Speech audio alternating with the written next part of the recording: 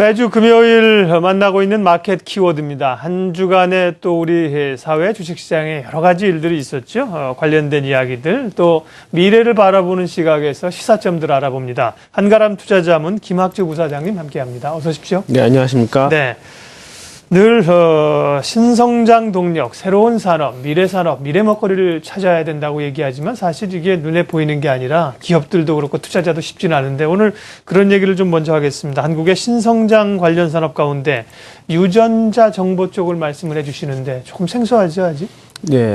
그러니까 이제 유전자 정보라면 유전자 지도를 그려야 되는 거 아닙니까? 근데 4년 전에는 하나 그리는데 한 2억 원 정도 들었었어요. 근데 지금 1,000만 원까지 떨어졌거든요. 이게 뭐냐면은 이 지도를 그리는 기계가 그러니까 한 있습니다. 사람의 그 유전자를 분석하는데요. 그렇습니다. 네. 예. 그래서 지도를 만드는데 네네. 굉장히 돈이 많이 들어갔던 거죠. 근데 이게 이 기계가 있는데 그 기계가 옛날에 시간당 10개를 그렸다. 그럼 지금은 한 200개씩 그리는, 그러니까 기계 성능이 되게 좋아진 거죠. 그러니까 이 기계를 만드는 데가 일루미나라는 미국 업체예요. 거의 독점적인 지위를 갖고 있죠. 근데 이런 데가 사실 더 싸게 분석할 수 있는 그런 기계를 이미 기술을 갖고 있음에도 불구하고 약간 좀 그동안 내놓지 않았었거든요. 그 이유가 뭐냐면 유전자 분석에 대한 수요가 별로 그렇게 많지 않았다는 거예요. 네. 왜 그러냐면 사실 2억 원이나 1,000만 원이나 비싼 건 마찬가지다. 가격적인 부담이 있었던 거죠. 그리고 분석을 해놔도 도대체 염색체 여기에 문제가 있는데 무슨 질병일까? 그러니까 그런 유의성을 찾아내는 그런 정보를 인포매트릭스. 예, 바이오 인포매트릭스라고 그러거든요. 근데 이제 그런 데 대한 정보가 많이 이제 축적되지 않았었던 거죠. 근데 이제 최근에 일루미나라는 데가 건당 한 1,000불, 그러니까 100만 원까지 이걸 떨어뜨렸어요. 왜 그러냐면 얘네가 독점적이긴 하지만 사실 경쟁업체가 있지 않습니까? 그러니까 걔네들이 이제는 건당 한 1,000만 원 하는 그 미만으로 떨어뜨리는 그런 기술들을 개발을 했다는 거죠. 그래서 얘네들을 따돌리기 위해서 이제 100만 원까지 그걸 떨어뜨렸었고요. 사실은 일루미나는 건당 10만 원 하는 기술도 있어요. 그러니까 앞으로는 이 가격적인 문제는 아마 해결이 될 것이다라고 생각을 하는 거죠. 또 아까 말씀드린 바이오 인포매트릭스 같은 경우에는 이런 통계적 유기적 정보들이 막 지금 쌓여가고 있거든요. 네. 그래서 굉장히 빠르게 이런 문제가 해결이 될 것이다라고 보는 거죠. 그래서 사실 우리나라 정부도 지금 보건 재정이 부족하지만 미국도 마찬가지고요. 근데 사람이 질병이 나서 결국 그거를 사후에 처리하려면 굉장히 돈이 많이 들어갈 거예요. 근데 이거 결국은 이제 예방을 해야 되는 거 아니겠습니까? 그러려면은 신생아가 태어났을 때 유전자 지도를 그려줘야 되는 거죠. 그래서 앞으로는 이런 유전자 지도를 그려서 통계적 유의성을 찾고 진단을 해 나가는. 근데 특징이 뭐냐면 사실 병원에 가서 이제 암 진단하려고 혈액 검사하지 않습니까? 그거 부정확하죠. 그리고 초기에 잡지를 못하죠. 아날로그이기 때문에 그렇거든요. 근데 이거는 숫자예요. 그래서 디지털이기 때문에 굉장히 정확하다는 거죠. 그래서 앞으로는 이러한 테마가 아마 30년 정도는 성행할 그런 증시의 테마가 될 것이다라고 생각합니다. 근데 궁금증이 있습니다. 유전자 지도를 분석해서 질병을 치료하거나 예방하는 분야가 이제 점점 커진다는 건데 지금 말씀하신 거 앞서 이제 미국 업체입니까? 말씀하신 일루미나나. 예, 일루미나. 근데 국내 기업들도 이런 쪽에 어느 정도 따라가고 있느냐? 관련 기업이 지금 그러면 있느냐? 수준이 궁금한 거죠. 그러니까 이제 일루미나가 이제 하나 예를만 들어드릴게요. 그러니까 얼마 전에 마크로젠이라는 업체에다가 그 기계를 독점적으로 팔았어요. 그러니까 마크로젠은 뭐 하는 데냐면 그 기계를 사다가 조금 더 이제 빠르고 값싸게 생산할 수 있는 그런 이 생산 설비를 만들어주는 셋업하는 데거든요. 그래서 우리나라에서는 이제 그런 것들을 가져다가 이제 돌려주는 그런 업체가 일차적으로 수혜를 받고 있고 지금 아까 말씀드린 바이오 인포매트릭스라는 그런 기술에 대해서 지금 막 태동하는 그런 업체들이 꽤 있습니다. 부장님, 관련된 부분도 있는데 제 관심은 좀 태양광 쪽에 좀 있어서 태양광을 좀 여쭤보도록 하겠는데요. 최근에 OCI부터 시작했고 태양광들의 주가가 반등 수준이 아니고 좀 많이 올라오는 부분이 있는 것 같아요. 그래서 이 태양광 관련돼 가지고도 업황 광이 이제는 돌아섰다라는 얘기도 좀 슬슬 나오고 있는데 어떻게 생각을 하십니까? 돌아섰다라고 생각을 하십니까? 이 태양광 쪽에 대한 부분은 어떻게? 확실히 분위기는 좋아진 것 같아요. 예. 얼마 전에 제가 아는 분을 한번 만났어요. 근데 예. 태양광 사업을 하시려고 그러더라고요. 그래서 말씀을 드리는 건데 왜 마음을 바꾸셨습니까? 그러니까 우리나라 정부가 스탠스를 바꿨습니다. 그러더라고요. 그래서 예전에는 이제 태양광 패널을 설치할 때 주로 이제 그 매립지라든가 유지 같은 데다가만 하게 해줬거든요. 네. 근데 이제는 건물 옥상 같은 데 이제 허락을 해줄 것 같아요. 그렇다면 그 옥상에 이제 패널을 깔고 거기서 모은 전기를 건물주와 서로 나누게 되는 거죠.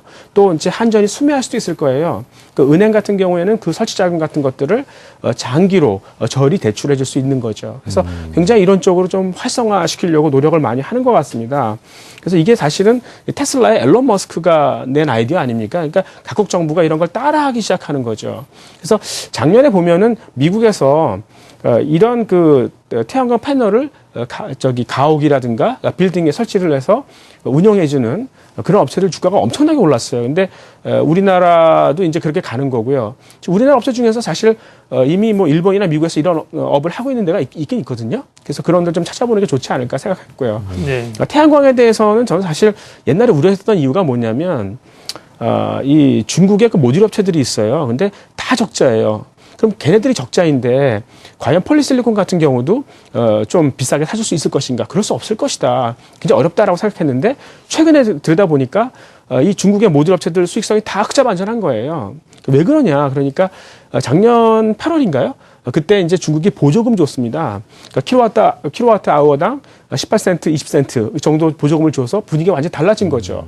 그래서 우리가 이 태양광을 볼 때 당분간 유지가 되겠지만 그럼 어느 쪽을 주로 좀 관심 있게 봐야 되는가 이렇게 보면은 이 수익성을 보면 이 스마일 커브를 그려요. 그래서 제일 전방 쪽에 있는 그러니까 태양광 모듈을 설치하고 발전소를 운영해 주는 데 있지 않습니까? 거기가 가장 수익성이 높거든요. 그러니까 그런 업체가 제일 좋고요. 그 다음에 이제 그 폴리실리콘 같은 소재, 그 다음에 중간에 껴있는 모듈이 제일 안 좋거든요. 그래서 가급적이면은 이 발전소를 운영하는 그쪽으로 좀 투자를 해보는 게 좋지 않겠습니까? 예. 네. 부사장님, 또 요즘에 최근에 흐름을 보면 우리나라에 상장되어 있는 중국 기업들의 주가가 크게 상승을 하는 모습을 보였습니다. 올 들어서 CKH 100% 이상 올랐고요. 뭐 차이나 그레이트, 차이나 하오란 다 주가가 좀 많이 오르는 모습 보였는데 왜 그런 건지도 궁금하고요. 또 이 흐름 계속해서 이어질지 따라가도 될지 이게 좀 궁금한데요. 그래서 되게 이제 조금 어려운 질문인데 사실 좀 중국 기업들은 그냥 건별로 봐야 됩니다. 근데 사실 요즘에 가치주에 대해서 관심이 많지 않습니까? 우리나라 성장주들이 다 죽었으니까요.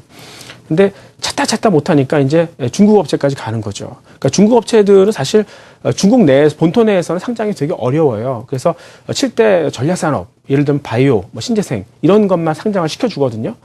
근데 거기서 좀 안 된 애들은 주로 이제 그 중화권, 그러니까 홍콩이나 싱가포르로 가죠. 그것도 안 되면 이제 나스닥 쪽으로 가고요. 그게 안 되면 이제 다른 데로 가는 거거든요. 그래서 여기 온 기업들은 사실 그 어떤 회계의 투명성이라든가 기업 지배구조라든가 이런 걸 약간 좀 의심해 볼 수 있는 그런 기업들이에요. 그래서 PER이 한 2-3배 정도밖에 안 됐었거든요. 근데 이제 그거라도 보자. 이래서 이제 주가가 최근에 올랐었죠. 근데 최근에 이제 이 발단이 됐던 게 나스닥에 있는 중국 기업들의 주가가 많이 올랐어요. 그러니까 걔네들도 이제 그런 걸 찾는 거죠. 근데 제가 보기에는 나스닥에 있는 기업들과 한국에 상장이 되어 있는 중국 기업들은 서로 간에 약간 좀 이 품질이 다른 것 같아요. 특히 이제 나스닥은 사실 2012년경에 한번 중국 기업들의 분식이 있었거든요. 그때 굉장히 미국의 SEC라고 그러죠. 그 증권관리위원회. 거기가 중국 기업들 고소하고 회계의 투명성을 훨씬 더 강화할 것을 요구했었어요. 그래서 걔네들은 굉장히 투명해졌다는 거죠. 그러니까 그런 업체들이 좀 튀어오르는 거 하고 우리나라 업체들은 사실 거기에 비교하면 사실 좀 문제가 있다는 거죠. 그래서 중국 기업들이 사실 뭐 속이기로 마음 먹으면 우리나라 회계사 그걸 못 잡아내거든요.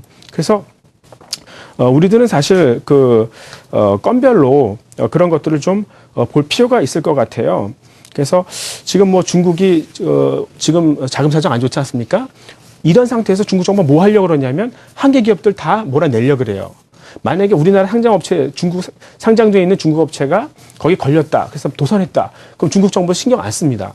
그래서 그런 것도 감안해 봐야 되고요. 그래서 말씀드렸듯이 이 경영자들의 어떤 태도를 건별로 봐야 되는데 뭐 최근 주가 많이 오른 업체들은 주로 사람들이 많이 그 자기네들의 그 어떤 투명성을 의심하고 있으니까 홍콩에 있는 회계사를 불러서 좀 그걸 입증해 보려고 하고 그런 노력이 있는 업체들 또는 배당을 줘서 조금 더 이제 주주 친화적인 그런 의지를 보여주는 그런 쪽으로 좀 선별적으로 접근하는 게 좋을 것 같고요. 기본적으로 하이 리스크 하이 리턴이라고 생각합니다. 네. 삼성전자 얘기도 좀 이어서 하겠습니다. 4분기에 실적 부진으로 주가가 하락했고 이게 성장성에 대한 의구심으로 번져가고 있지 않습니까? 삼성전자뿐만 아니라 뭐 애플도 사실 마찬가지고요. 이런 것들을 삼성전자가 과연 어떻게 뚫고 나갈 것인가 굉장히 주목해서 보고 있습니다. 관련해서는 어떤 판단입니까? 최근에 뭐 주가도 되게 급하게 움직이더라고요. 네. 막 올랐다 빠졌다 막 이러는데요. 그러니까 그만큼 이 삼성전자를 보는 그런 사람들이 극명하게 나뉘고 있다는 거죠. 그러니까 이제 좋게 보시는 분들은 최근에 있었던 어떤 제휴를 좀 좋게 보는 것 같아요. 그러니까 구글이 삼성전자, 그 다음에 시스코 이렇게 해서 같이 IoT라고요. 그러니까 이제 이게 인터넷 of things라고요. 그러니까 사물 인터넷 아니겠습니까? 예전에도 나와서 잠깐 말씀드린 것처럼 그러니까 각 가전을 포함해서 모든 것들이 다 인터넷 IP를 갖고 있다는 거예요. 그러니까 뇌를 갖고 있는 거죠. 그러면서 이제 이 스마트폰하고 이제 연동이 되는 그러니까 이제 커넥티비티라고 그러거든요. 그 연결성 뭐 이런 것들을 추구하는데 여기에서 이제 하드웨어, 소프트웨어, 그 다음에 네트워크 이런 게 다 필요하죠. 근데 이 세 가지를 다 갖고 있는 데가 애플이에요. 근데 지금 초고속 통신이 막 생기고 이런 인프라가 구축돼 가니까 혹시 애플이 먼저 치고 나가는 거 아닌가? 그러니까 구글은 그걸 우려하고 있는 거거든요. 그러니까 자기가 혼자 하다가 안 되겠다. 만약에 애플이 치고 나가면 빨리 따라가야지. 그래서 이런 제휴를 한 거거든요. 그러니까 이런 것들에 대해서 이제 외국인들은 이제 그 그룹 내로 들어갔으니까 잘 됐다. 이렇게 좋게 보시는 분들이 있는데요. 결국은 이 애플 때문에 삼성이 구글의 선택을 받은 거죠. 그러니까 근데 싫어하시는 분들은 그 애플 때문에 싫어하는 거죠. 왜냐하면 앞으로 이제 신제품 내놓으면은 특히 중국에서 마켓쉐어를 많이 잃어버릴 거예요. 그런데 우려가 있고 또 하나는 지금 제가 봐도 스마트폰 시장이 굉장히 좀 좋지는 않은 것 같아요. 그러니까 지금 작년 말에 삼성전자가 스마트폰 단말기 출하를 조금 이제 올해로 넘겼거든요. 그래서 올해 초에는 단말기 출하가 좋아요. 근데 금액은 그만큼 늘질 못해요. 그 얘기는 결국 그만큼 단말기 단가가 자꾸 떨어지고 있다는 거죠. 그러니까 중국의 샤오미라는 데가 있지 않습니까? 거기가 이 단말기를 봄 코스트, 그러니까 비ll of material이라고 그러는데요. 그 조립 원가대로 그냥 팔아버려요. 그러니까 단말기 하드웨어에서 이윤을 남기지 않겠다는 거죠. 그냥 팔아버립니다. 그리고 자기네는 앱이 있어요. 그래서 그 안에서 이제 이 컨텐츠를 파는 거거든요. 이거 구글이 원하는 비즈니스 아닙니까? 근데 걔네가 먼저 하고 있는 거죠. 근데 구글도 앞으로 이렇게 할 거예요. 결국 이 산업의 컨센서스가 그렇게 돼가고 있다는 거예요. 어차피 하드웨어에서는 돈을 안 번다는 게 상식이다 이렇게 가고 있으니까. 근데 불행한 거는 삼성전자는 하드웨어밖에 없다. 뭐 이렇게 가니까 걱정이 되는 거죠. 그래서 제가 보기에 이 삼성전자에 닥쳐 있는 이런 어떤 이 위협, 이건 굉장히 가까운 장래에 도래할 아주 현실적인 거고, 이제 그런 앞으로 이제 삼성전자가 어떤 대응을 치를 것인가, 뭐 이런 거를 보고 이제 뭐 보는 것 같아가지고 외국인들 기본적으로 삼성전자에 대해서 우려하는 시각입니다. 네. 자, 이번에 이제 일본입니다. 지난 2월 9일 날 도쿄도지사 선거가 있었죠. 여기서 이제 아베 총리가 지지하는 후보가 됐는데, 관련해서 우리가 뭐 일본의 정치적 상황에 대해서 관심을 크게 가질 건 없겠습니다만 원전 재가동 얘기가 지금 계속 나오고 있는데요. 그렇죠. 그럴 가능성이 있는지, 그렇다고 했을 경우에 뭐 우리가 거기서 생각해 봐야 될 영향은 어떤 것들입니까? 글쎄요, 저는 원전 재가동으로 인해서 엔화가 절상 압력을 받을 줄 알았어요. 네. 그러니까 그만큼 일본이 천연가스 수입을 줄이고 경상적자가 줄어들 거 아니겠습니까? 근데 시장은 거꾸로 해석을 하더라고요. 이건 엔화 약세 요인이라고 보는 거예요. 왜 그러냐면 일본이 천연가스 수입을 안 하더라도 천천히 할 것이다. 사실 그 효과보다는 오히려 이제 일본인들한테 아베가 신뢰를 얻었으니 마음 놓고 이제 엔저 정책을 필 것이다. 이렇게 생각을 하는 거예요. 그래서 또 이제 옐런이 테이퍼링 속도를 약간 좀 조절할 수 있다고 얘기했지 않습니까? 그러니까 신흥시장에 도래한 위험이 조금 이제 사그라들면서 안전자산이 엔화에 대한 수요가 조금 더 누그러질 수 있는 거 아닌가.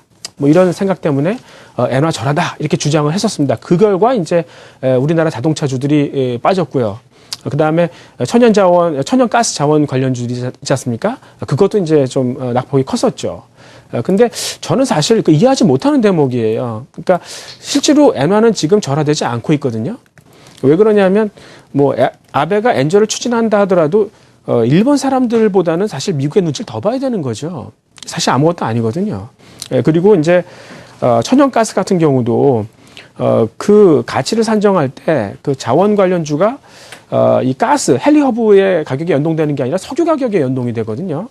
그리고 뭐 말씀드렸다시피 이 일본이 그 천연가스 수입을 줄이더라도 천천히 할 것이고 특히 지금 셰일가스에 문제가 있는 것 같아요. 네. 그러니까 아마 셰일가스 전에 40%는 물 부족을 호소하고 있는 것 같아요. 그러니까 물로 발파하는 거 아니겠습니까? 근데 물이 없으니까 트럭으로 실어 날라요. 그러니까 그 원가가 대단할 거 아니겠습니까? 그러니까 생각보다 이 공급이 잘 안 돼요. 어떤 거는 구멍만 뚫어놓고 나오는 걸 그냥 불로 태우고 있다고 그러더라고요.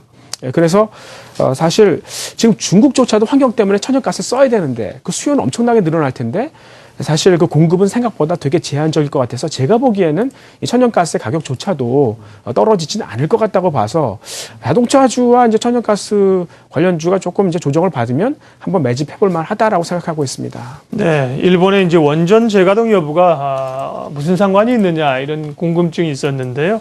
천연가스 원자재 수급에 영향을 미칠 수 있고 엔화와도 관련성이 있을 수 있다는 말씀이시죠?